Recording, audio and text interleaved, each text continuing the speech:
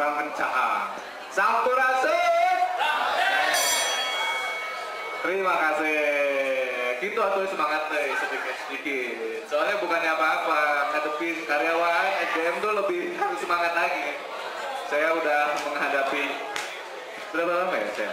Berapa lama ayo? 12 tahun. 12 tahun menghadapi karyawan itu life training. Kalau nggak pinter-pinter memperpendek umur. Jadi kebetulan Kang Azhar ini lulusan dari psikologi Unpad, betul ya Kang ya? Betul. Bukan psikologi Unpad, ngadosen juga? Iya. Ngadosen juga, dia juga seorang konsultan SDM, teman baik, dan punya hobi seperti orang Bandung lainnya harus punya hobi. Hobinya adalah penyiar. Jadi Kang Azhar, ya Pak. udah Kang Azhar sama aja mas saya sebenarnya sudah di bidang itu Sudah berapa tahun ya? berapa tahun? Ya lebih kurang 10 tahun. Satu dekade ya? Satu dekade. Satu dekade menghadapi manusia. Iya, begitulah. Begitu. Sebenarnya, nah kita ingin tahu dulu. Kita kan mungkin agak asing nggak asing gitu ya, psikolog. Ya. Konsultan SDM juga ada lagi. Ya. Itu teh sebentar, bedanya apa? Itu teh nggak ada bedanya. Jadi di konsultan SDM itu memang ada psikolognya.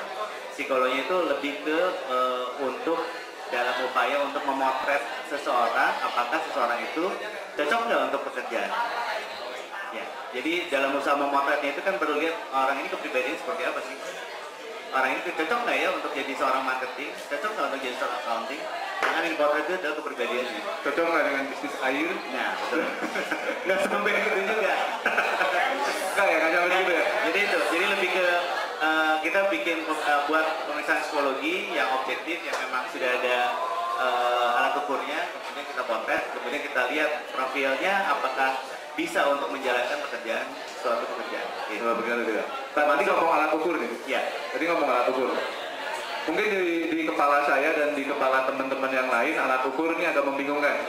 Alat ukur kan meteran, alat ukurnya apa? Taruh dulu, alat ukurnya apa? Berupa tes. Ada yang pernah psikotes? Nah, eta.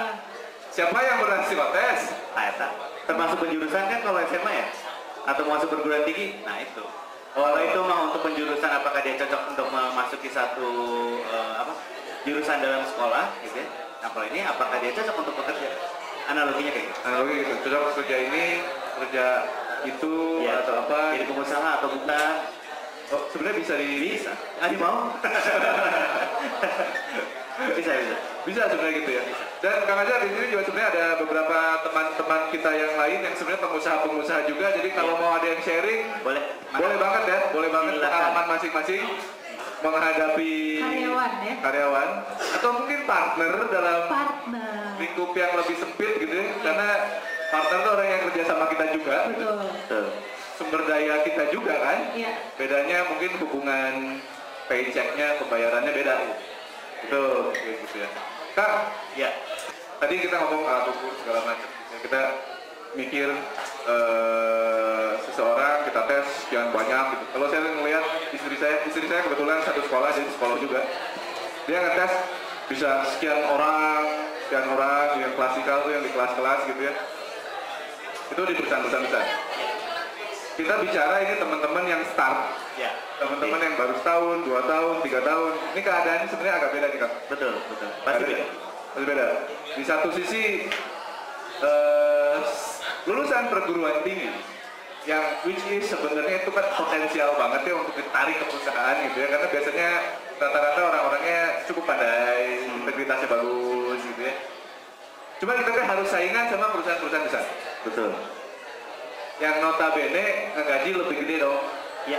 Harusnya gitu. Sementara kita perusahaan kecil sebenarnya butuh juga orang-orang itu. Gimana ya? Ada tips trik nggak sedikit ngakalin gimana sih narik orang-orang itu? Menggarap ini ya sumber daya manusia yang unggul gitu ya. Yang unggul.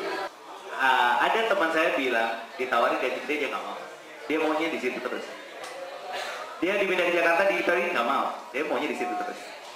Kira-kira kenapa? Nyaman. Pasti itu ada. Nyaman sama tempatnya. Saya boleh nebak? Itu udah. Oh, udah. Yang kedua adalah nyaman. Nyaman. Jadi bagaimana cara membangun kenyamanan dalam dalam lingkungan kerjanya itu sendiri yang bikin orang nggak mau cabut. Nyaman teh suatu yang kompleks ya. Ya oke. Nyaman itu dalam lagi. Orang Indonesia itu paling senang adalah akrab ya. Oh, apalagi Bandung. Ya, Bandung akrab, kekeluargaan, bareng-bareng, kayak gitu. Oke. Dan kadang kenyamanan itu yang mereka nggak akan dapat di tempat yang baru. Membangun itu yang paling lumayan agak susah sih, karena itu memang ya chemistry ya. Gitu. Walaupun hanya berlima, tapi berlima itu akan jauh lebih dekat.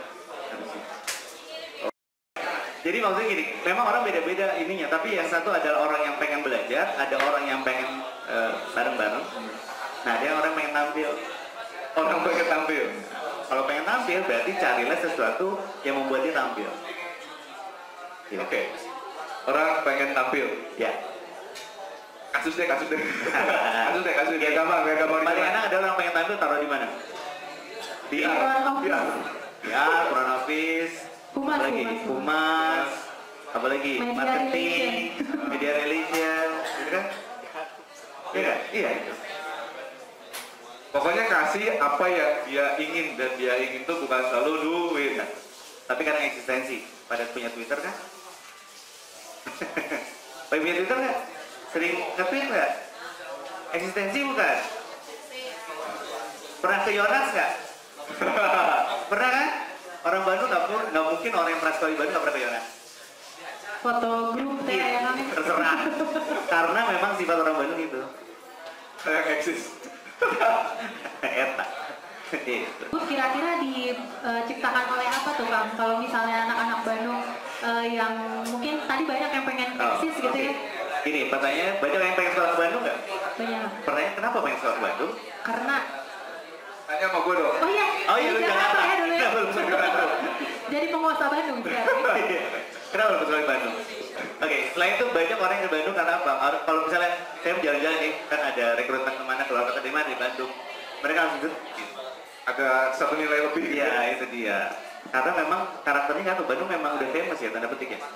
Jadi orang datang karena famousnya. Ngerti nggak? Iya. Nah dari situlah mungkin karena label itu yang muncul ya jadinya orang Bandung. Pembicara bulan lalu kan ngomong kan, kalau punya bisnis kuliner jangan lupa kasih Bandung di belakangnya. Pasti laku. Martabak Bandung di Surabaya laku. Sampai bahkan gue buat pisang hijau kan bukan makanan Bandung, pisang hijau Bandung. Makassar. Dari Bandung. Tapi benar Mas Ben kerasa banget. Jadi kan saya punya usaha juga ya Kang ya. Jadi kalau misalnya ikut pameran di Jakarta Mas Ben, pasti mereka nanya ya. Dari mana nih? Bandung. Kami dari Bandung Om. Wah, Bandung. Terus istrinya pantesan Bandung gitu. Itu apa ya artinya pantesan Bandung? Pantesan Bandung. Dan udah gitu, ya udah deh Pak, ambil aja deh. Istrinya langsung. Itu jarak gitu ya. Pilih juga. Jadi maksudnya memang karakter Bandung ya begitu. Maksudnya salah satu yang bisa menjadi sesuatu yang positif bagi kita gitu. Mau melakukan apapun.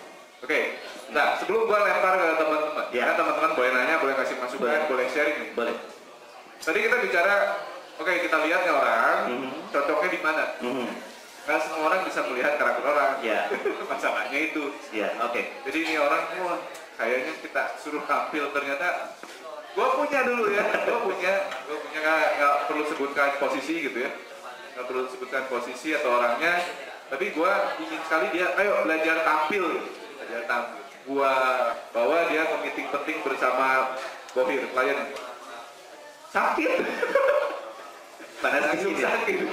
Sakit diare biasanya. Diare bener ya Bang? Diare. Biasanya diare, bener diare dia. Ya diare. Maksud gua apa baik ya? Maksud gua nih, lu kerja tuh jangan cuma kerja di kantor, gitu. Lu bosen lu, kapan mau majunya gitu kan?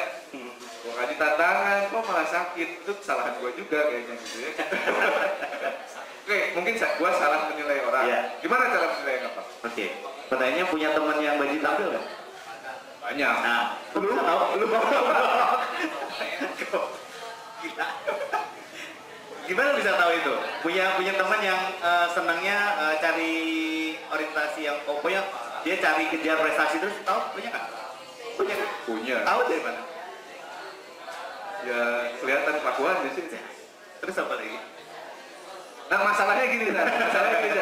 Oke. Seringkali kalau temen kan kita bergaul udah setahun, Ya. Oke. jadi banci tampil lu Oke. ngumpetin juga ketahuan gitu. Ya. Masalahnya adalah ketika gua rekrut nih, seringkali gua nanya misalnya gitu, apakah kamu orangnya terbuka? Iya. Kamu terbuka nggak mau masukin orang? Semua jawab iya. Oh iya. Ya iyalah pasti. Mana ada yang mau dijelek-jelekin? Tapi Dan pas hari H-nya, Enggak juga. pas rapat terus orang lain ngomong nulis aja terus gitu. Pernah lihat nggak di CV-nya? Di organisasi ada nggak? Nah itu yang burem ya organisasinya. Jadi kalau misal lihat kalau CV itu masuk tuh, lihat organisasinya dia banyak di mana? Dia banyak organisasi nggak? Kalau banyak organisasi di anggota berarti ini orang seneng gaul.